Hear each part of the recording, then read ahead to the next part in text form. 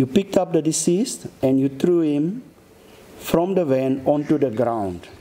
As you pointed out, the deceased was a child, and it was not at all necessary for him to be thrown from the van in order for him to sustain that fatal injury.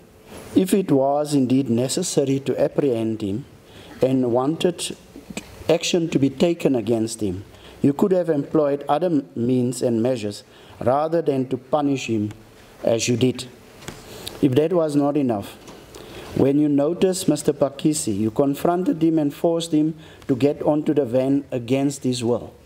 You kidnapped and assaulted him. You even caused him to drink liquor and to eat his vomiting. Your actions on that day towards Mr. Pakisi and the deceased were indeed disgraceful and appalling. Accused number 1, on count 1, that is a count of murder, you are sentenced to 15 years imprisonment. On count 2, that is a count of kidnapping, you are sentenced to 3 years imprisonment.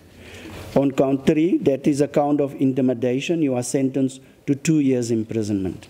On count 4, that is a count of theft, you are sentenced to 1 year imprisonment. On count 7, that is the count of pointing of a firearm, you are sentenced to 2 years imprisonment. So accused number 1, you will effectively serve 18 years imprisonment.